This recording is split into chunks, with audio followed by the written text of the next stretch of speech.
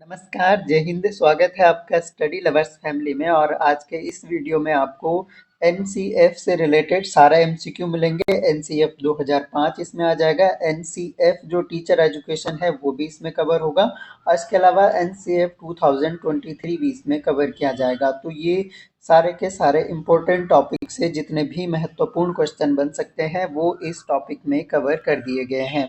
Theory section हम ले चुके हैं एनसीएफ 2005 का भी, एनसीएफ टीचर एजुकेशन का भी, और एनसीएफ 2023 का भी। जिन्होंने अभी तक नहीं देखा है, खासकर ज्वाइन मेंबर को जरूर देखना है, और जिन्होंने ज्वाइन नहीं किया है अभी भी आपके पास मौका है। आप थ्योरी क्लास को ज्वाइन कर सकते हैं, और वहाँ पर आपको, क्योंकि हमने सिलेबस लगभग पूरा करवा दिया है, यूनिट 5 भी कंप्लीट हो गई है, यूनिट 2 के कुछ टॉपिक हमारे रह गए हैं जो कि अगले 5 से 10 दिनों में कवर करवा दिए जाएंगे। तो जिन्हें भी ज्वाइन करना है अभी भी कर सकते हैं, लेकिन जो ज्वाइन मेंबर है उनके लिए ये टेस्ट टाइप का होने वाला है। और आप सभी लोग अटेम्प्ट कीजिएगा। 52 से 53 क्वेश्चन इसमें होंगे। आप कितने मार्क्स ला पाते हैं ये कमेंट बॉक्स में जरूर बताइएगा। तो ज़्यादा देर न करते हुए शुरू कर लेते हैं। पहला क्वेश्चन है स्क्रीन पर। एनसीएफ 2005 के अनुसार शिक्षा का उद्देश्य क्या है? तो उद्देश्य यहाँ पर बताना है। ऑप्शन देख सकते हैं, आपको अटेम्प्ट करते हुए भी चलना है। ज्ञान की जानकारी देना, रटन शिक्षा को प्रोत्साहित करना, समग्र विकास और संज्ञानात्मक विकास को बढ़ावा देना, केवल परीक्षाओं के लिए तैयार करना। सही आंसर आपका हो जाएगा समग्र विकास और संज्ञानात्मक विकास को बढ़ावा देना। आप काउंट करते चलिएगा और लास्ट में अपने मार्क्स बताइएगा। एनसीएफ 2005 में किस प्रकार की मूल्यांकन प्रणाली की सिफारिश की गई है? केवल वार्षिक परीक्षाएं, ये तो वैसे भी गलत है। सतत और व्यापक मूल्यांकन सीसीई की सिफारिश की गई है। हमने थ्योरी सेक्शन में डिटेल में समझा था। अगला क्वेश्चन देखते हैं। एनसीएफ 2005 के तहत किसे प्राथमिक कक्षाओं में पढ़ाने का सुझाव दिया गया है? तो ये तो मुख्य सिफारिश थी कि प्राथमिक कक्षाओं में पढ़ाने के लिए मातृभाषा को माध्यम बनाया जाए। ऑप्शन नंबर ए सही उत्तर हो जाएगा। अगला क्वेश्चन देखिए। एनसीएफ 2005 के अनुसार पाठ्यक्रम का निर्माण कैसे होना चाहिए? तो पाठ्यक्रम विषय केंद्रित होना चाहिए? नहीं, पाठ्यक्रम जो है वो छात्र केंद्रित होना चाहिए। ऑप्शन नंबर बी इसका सही उत्तर हो जाएगा। अगला क्वेश्चन देखते हैं। एनसीएफ 2005 के तहत शिक्षा में किस प्रकार की गतिविधियों को महत्व दिया गया है? किस प्रकार की गतिविधियों को महत्व दिया गया है? तो यहाँ पर देख सकते हैं, ऑप्शन दिए गए हैं आपका। पाठ्य पुस्तक आधारित, क्रियात्मक और अनुभवात्मक, केवल लिखित कार्य, या रटंत आधारित। तो सही आंसर आपका हो जाएगा क्रियात्मक और अनुभवात्मक। जो अनुभव है उनको महत्व दिया गया है। अगला प्रश्न है। एनसीएफ 2005 किसे सीखने के लिए महत्वपूर्ण मानता है? सीखने के लिए क्या महत्वपूर्ण माना है? प्रतियोगी परीक्षा की तैयारी, स्मृति आधारित सीखना, सोचने और समझने की क्षमता, ये केवल तथ्यात्मक ज्ञान। सही आंसर आपका हो जाएगा सोचने और समझने की क्षमता। Option number C. अगला क्वेश्चन देखिए। एनसीएफ 2005 के अनुसार शिक्षकों की भूमिका क्या होनी चाहिए? शिक्षकों की भूमिका क्या? अनुशासन बनाए रखना, छात्रों को मार्गदर्शन और सहारा देना, केवल परीक्षाओं की तैयारी करना, या छात्रों को डराना। तो ये आप एलिमिनेट कर सकते हैं, ये वाला भी। छात्रों को मार्गदर्शन और सहारा देना जो है शिक्षकों का मुख्य कार्य हो जाएगा। अगला क्वेश्चन देखिए। एनसीएफ 2005 किस प्रकार के शिक्षण विधियों को बढ़ावा देता है? कौन सी शिक्षण विधियों को बढ़ावा दिया जाता है? ऑप्शन देख सकते हैं। पारंपरिक व्याख्यान पद्धति, ये नहीं देता है। इंटरैक्टिव और सहभागितापूर्ण विधियां, ये सही है। केवल नोट्स तैयार करना वैसे भी गलत हो गया। केवल मूक अध्यापन भी गलत है। अगला क्वेश्चन देखिए। एनसीएफ 2005 के तहत किस विषय को विद्यालयी शिक्षा में शामिल करने की सिफारिश की गई है? तो कौन से विषय को शामिल करने की सिफारिश की गई थी? देखिए, केवल विज्ञान, केवल गणित, केवल इतिहास, ये तो आप ऐसे भी एलिमिनेट कर सकते हो। सही आंसर आपका योग और शारीरिक शिक्षा है। केवल एक विषय की सिफारिश तो नहीं करेगा ना। एनसीएफ 2005 किसे प्राथमिक कक्षाओं के लिए सबसे उपयुक्त मानता है? प्राथमिक कक्षाओं के लिए सबसे उपयुक्त किसे मानता है? कड़े अनुशासन, बिल्कुल नहीं। लचीला और खुशहाल वातावरण प्राथमिक कक्षाओं के लिए सबसे उपयुक्त एक तरह से परिस्थितियां हैं जहाँ पर लचीला हो, यानी परिस्थिति के हिसाब से जो है अनुशासित बच्चे को रखा जाए, और खुशहाल एक तरह का वातावरण हो। ऑप्शन नंबर बी हमारा सही उत्तर हो जाएगा। अगला देखिए, एनसीएफ 2005 के अंतर्गत बाल केंद्रित शिक्षा के प्रमुख सिद्धांत क्या हैं और इसे किस प्रकार लागू किया जा सकता है। तो प्रमुख सिद्धांत हमें यहाँ पर बताना है। तो यहाँ पर देखिए, शिक्षकों द्वारा शिक्षण विधियों का निर्धारण, ये बहुत प्रमुख नहीं है। छात्रों की व्यक्तिगत, हाँ, क्योंकि बाल केंद्रित शिक्षा का मतलब है बालक को केंद्र में रखकर छात्र की रुचि, योग्यता और क्षमताओं के अनुसार उसे शिक्षा देना। तो उसकी व्यक्तिगत आवश्यकताओं और रुचियों को प्राथमिकता देना। ऑप्शन नंबर 20 का सही उत्तर हो जाएगा। एनसीएफ 2005 के समग्र मूल्यांकन की अवधारणा का क्या महत्व है और यह कैसे शिक्षार्थियों के विकास को प्रभावित करता है। किस तरह से ये शिक्षार्थियों के विकास को प्रभावित करता है, जो आपका कॉम्प्रिहेंसिव इवैल्यूएशन है। तो सही आंसर इसका हो जाएगा आपका ऑप्शन नंबर बी, छात्रों के समग्र विकास जैसे सामाजिक और भावनात्मक विकास का मूल्यांकन। ऑप्शन नंबर बी इसका सही उत्तर हो जाएगा। अगला क्वेश्चन देखिए, एनसीएफ 2005 के अनुसार पाठ्यक्रम की रूपरेखा को तैयार करने में स्थानीय और वैश्विक संदर्भों का क्या महत्व है। स्थानीय और वैश्विक संदर्भों का महत्व यहाँ पर बताना है। अब यहाँ पर ऑप्शन देख सकते हैं, केवल स्थानीय संदर्भों पर ध्यान केंद्रित करना, केवल स्थानीय संदर्भों पर गलत है। केवल वैश्विक संदर्भों पर भी ध्यान केंद्रित करना गलत है, बल्कि दोनों स्थानीय और वैश्विक संदर्भों का संतुलित समावेश होना चाहिए। संदर्भों का कोई महत्व नहीं, ये भी एलिमिनेट कर सकते हैं। एनसीएफ 2005 के तहत किस प्रकार के शिक्षण अधिगम संसाधनों की अनुशंसा की गई है और क्यों की गई है। तो यहाँ पर देखिए, केवल टेक्स्ट बुक वैसे भी गलत है, केवल जहाँ पर आएगा वो वैसे भी सारे गलत हो जाएंगे। तो विविध शिक्षण संसाधनों जैसे कि मल्टीमीडिया, प्रायोगिक सामग्री, ओपन एजुकेशनल रिसोर्सेज, तो इन सब का प्रयोग की अनुशंसा की गई है। एनसीएफ 2005 के दृष्टिकोण से सकारात्मक अनुशासन की अवधारणा का क्या तात्पर्य है और इसे विद्यालयी शिक्षा में कैसे लागू किया जा सकता है। तो सकारात्मक अनुशासन की बात की, कठोर अनुशासनात्मक उपाय तो वैसे भी हटा देना, केवल दंड पर जोर देना गलत तरीका है, मनोविज्ञान ये नहीं मानता है। और छात्रों को उनके व्यवहार के परिणामों को समझने और सहानुभूति और सम्मान के साथ व्यवहार करने पर बल देना, ये हमारा करेक्ट आंसर हो जाएगा ऑप्शन नंबर सी। अगला क्वेश्चन देखिए, एनसीएफ 2005 के अनुसार प्राथमिक शिक्षा में भाषा शिक्षण के लिए किस प्रकार की रणनीतियों की अनुशंसा की गई है। तो भाषा शिक्षण के लिए कौन सी रणनीतियों की अनुशंसा की गई है। तो यहाँ पर देखिए, केवल व्याकरण आधारित शिक्षण, संवादात्मक और क्रियात्मक शिक्षण पद्धतियों का उपयोग। सबसे सही आंसर आपका ऑप्शन नंबर बी हो जाएगा। तो संवादात्मक होनी चाहिए शिक्षण पद्धतियां और क्रियात्मक होनी चाहिए, लर्निंग बाय डूइंग वाला। अगला देखिए, एनसीएफ 2005 के किस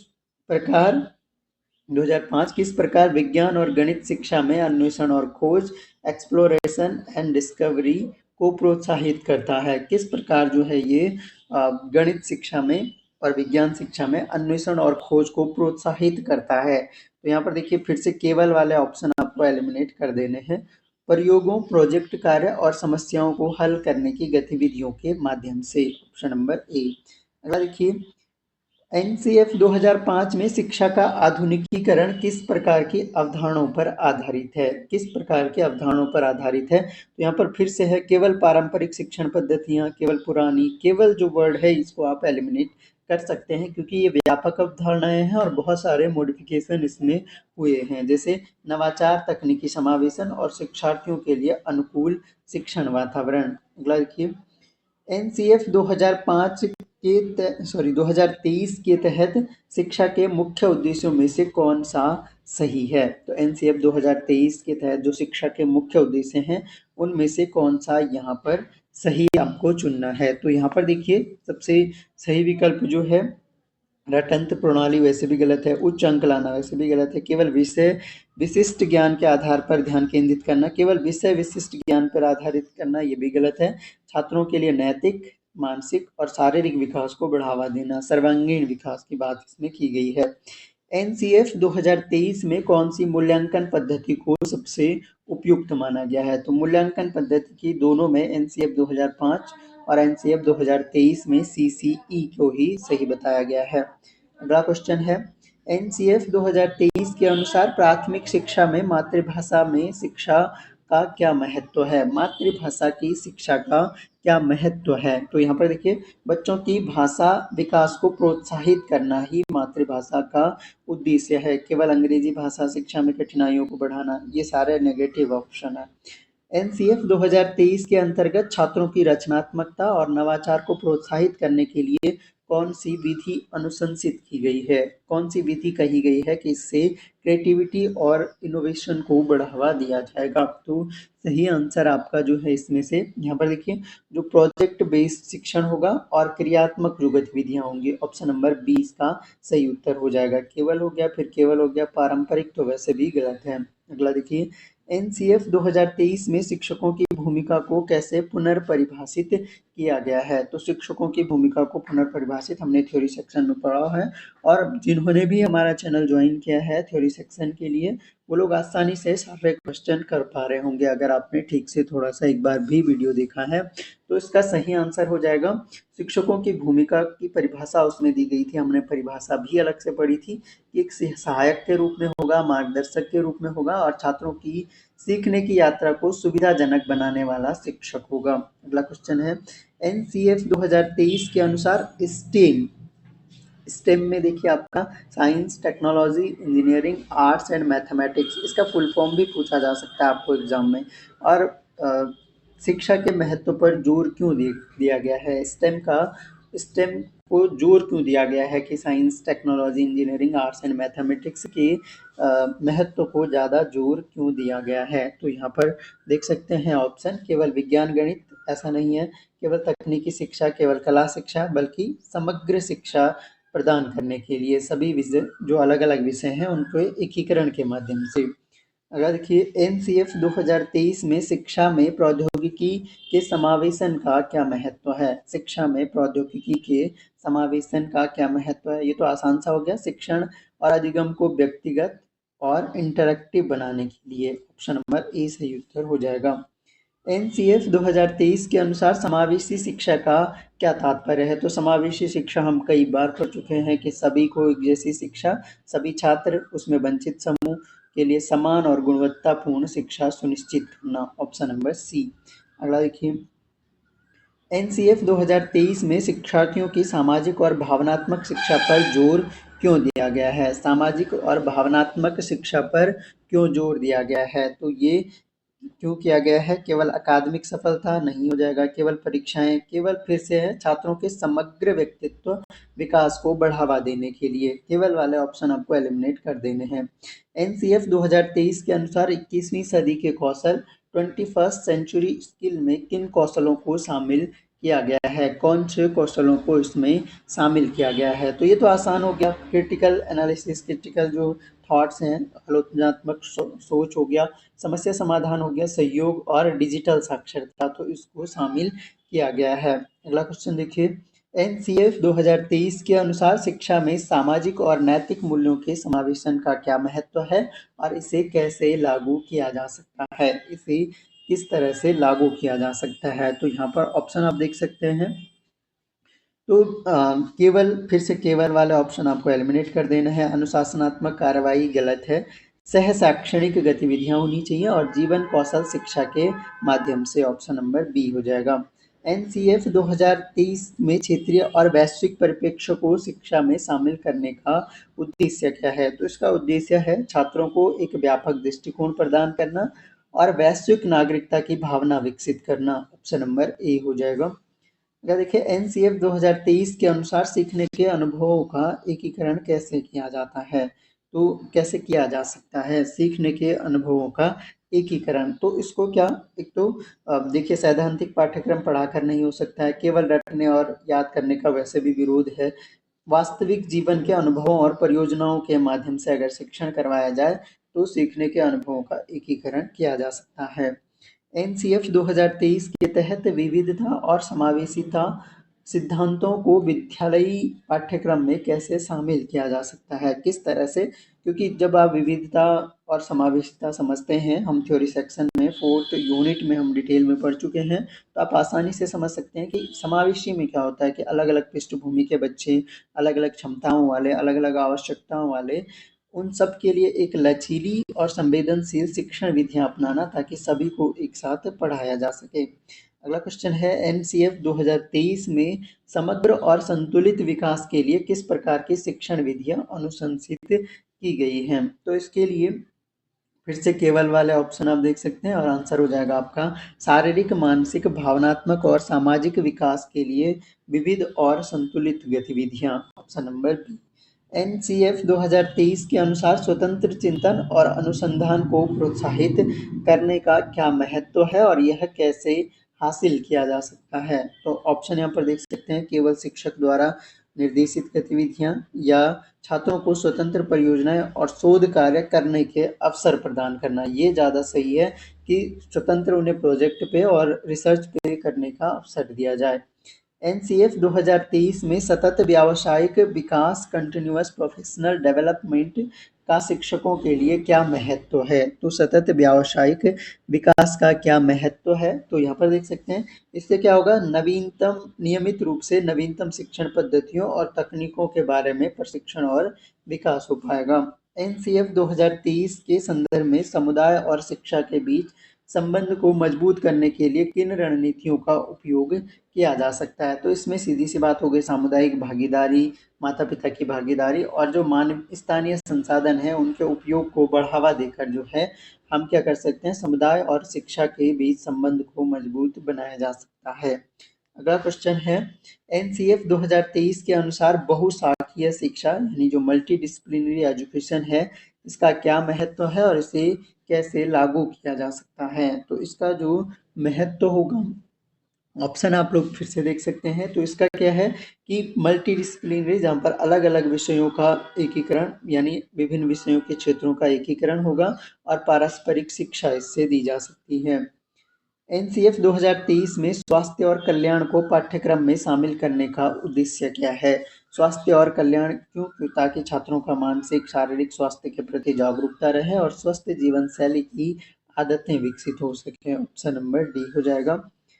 एनसीएफटीई अब आ गया एनसीएफ जो टीचर एजुकेशन 2009 है, इसके अनुसार शिक्षकों की पेशेवर तैयारी में किस तत्व पर विशेष जोर दिया गया है? जो प्रोफेशनल ट्रेनिंग होती है टीचरों की उसके लिए किस तत्व पर जोर दिया गया है? तो ये दिया गया है शिक्षकों की रचनात्मकता और नवाचार को बढ़ावा देने के लिए, क्रिएटिविटी और इनोवेशन को बढ़ावा देने के लिए।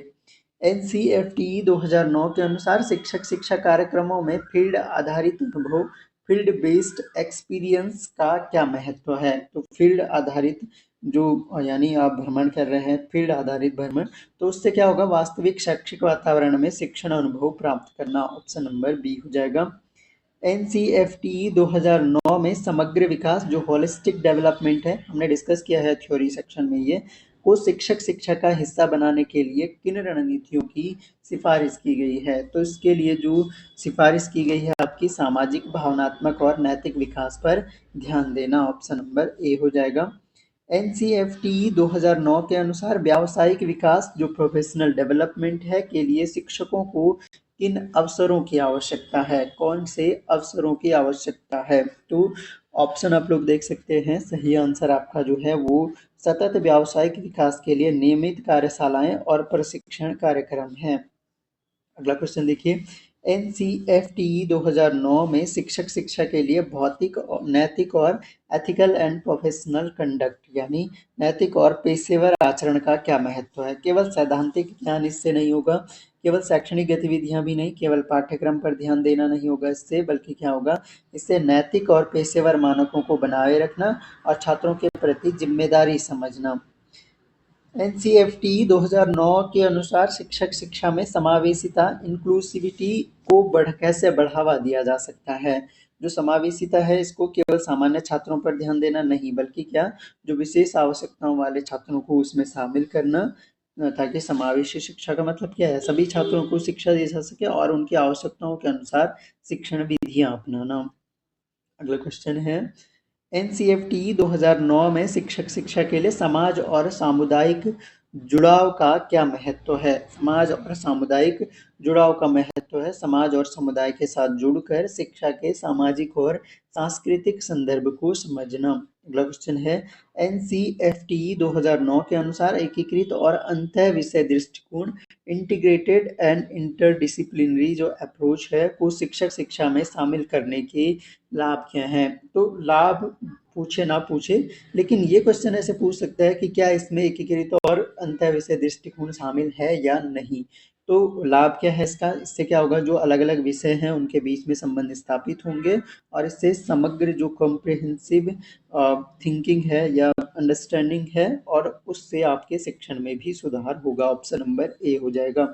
अगला देखिए, एनसीएफटी 2009 के अनुसार प्रशिक्षण और मूल्यांकन में किस प्रकार की विधियों का उपयोग किया जाना चाहिए? तो प्रशिक्षण और मूल्यांकन में बहुआयामी मूल्यांकन विधियां जैसे कि फॉर्मेटिव और समेटिव मूल्यांकन, यानी आपका रचनात्मक और समेटिव जो सत्र के अंत में होता है, पोर्टफोलियो और प्रोजेक्ट कार्य का प्रयोग। ऑप्शन नंबर सी हो जाएगा। एनसीएफटी 2009 में शिक्षा के लिए प्रौद्योगिकी का उपयोग use of technology in education कैसे किया जाना चाहिए? तो केवल डिजिटल उपकरणों का उपयोग नहीं, और भी चीज़ें हैं, केवल ऑनलाइन परीक्षाओं नहीं, केवल कक्षा में प्रस्तुतियां देना नहीं, बल्कि ये सब एक साथ अगर हो, शिक्षण अधिगम को सुदृढ़ करने के लिए आईसीटी और अन्य डिजिटल संसाधनों का उपयोग होना चाहिए। तो इसमें परीक्षाएं भी आ जाएंगी, डिजिटल उपकरण भी आ जाएंगे, कक्षा में जो डिजिटल शिक्षण है वो भी आ जाएगा, तो सभी चीज़ें उसमें जानी चाहिए। अगला क्वेश्चन है, राष्ट्रीय पाठ्यचर्या की पहली रूपरेखा जो एनसीएफ किस वर्ष प्रकाशित हुई थी? और मैंने नोट करके आप लोगों को बताया था एक पॉइंट कि कब कब ये प्रकाशित हुई है और कब कब ये संशोधित हुई है। तो सही आंसर आपका हो जाएगा इसका ऑप्शन नंबर बी, 1975 में पहली बार एक तरह से पहली रूपरेखा प्रकाशित हुई थी। तो अगेन इम्पोर्टेंट ये क्वेश्चन है सारे के सारे। अगला क्वेश्चन है, राष्ट्रीय पाठ्यचर्या की रूपरेखा जो एनसीएफ 2005 है, इसे किस महीने में अपनाया गया था? तो ये भी हमने थ्योरी सेक्शन में डिस्कस किया था इसकी डेट, तो ये जुलाई में अपनाया गया था। ऑप्शन नंबर सी इसका सही उत्तर हो जाएगा। क्वेश्चन देखिए, राष्ट्रीय पाठ्यचर्या की रूपरेखा एनसीएफ 2005 को अपनाने से पहले पिछली एनसीएफ किस वर्ष में अपनाई गई थी? तो इससे 2005 एनसीएफ से पहले किस वर्ष जो है इससे पहले की एनसीएफ अपनाई गई थी? तो ये तो आसान सा क्वेश्चन हो गया। सही आंसर, आप अगर आपको ध्यान होगा, मैंने 4-5 डेट्स बताई थी, ईयर्स बताए थे कि तब तब इसमें संशोधन हुआ है। तो ऑप्शन नंबर सी सही उत्तर हो जाएगा। आप बताइए कब कब जो है जो एनसीएफ जो है, जैसे 2005 है, एनसीएफ कब कब कब प्रकाशित हुआ है और कब कब उसमें अब तक संशोधन कितनी बार हो चुके हैं, वो आपको कमेंट बॉक्स में टाइप करना है। एनसीएफ 2005 की समीक्षा के लिए राष्ट्रीय पाठ्यचर्या समिति का गठन किस वर्ष में किया गया? तो जो राष्ट्रीय पाठ्यचर्या समिति है, पहले इसका गठन किया गया था और देन आपका जो रूपरेखा है वो प्रकाशित की गई थी। तो ये समिति का गठन जो है ये आपका 2004 में हो गया था। ऑप्शन नंबर बी इसका सही उत्तर हो जाएगा। अगला क्वेश्चन है, नई शिक्षा नीति 2020 में राष्ट्रीय पाठ्यचर्या रूपरेखा में संशोधन करने का निर्णय किस वर्ष तक पूरा करने का लक्ष्य है? तो एनसीएफ 2023 प्रकाशित किया गया है इसी के संदर्भ में, तो ये ऑप्शन नंबर बी हो जाएगा। तो ये कुल मिलाकर हमने 53 एमसीक्यू डिस्कस किए हैं और ये आपके लिए परीक्षा की दृष्टि से बहुत ज़्यादा महत्वपूर्ण होने वाले हैं। तो आई होप आपको यह वीडियो पसंद आया होगा। पसंद आता है तो अपने दोस्तों तक शेयर जरूर करें, खासकर ऐसे दोस्तों को जो महंगी कोचिंग अफोर्ड नहीं कर सकते हैं, वो हमारा थ्योरी सेक्शन ज्वाइन कर सकते हैं। इस वीडियो के नीचे ज्वाइन का बटन मिलेगा, आप ज्वाइन बटन पे क्लिक कीजिएगा तो आपके पास ज्वाइन करने के ऑप्शंस अवेलेबल हो जाएंगे। तो थैंक्स अलॉट फॉर लिसनिंग, मिलते हैं नेक्स्ट किसी ऐसे इंपॉर्टेंट वीडियो के साथ में, तब तक के लिए जय हिंद।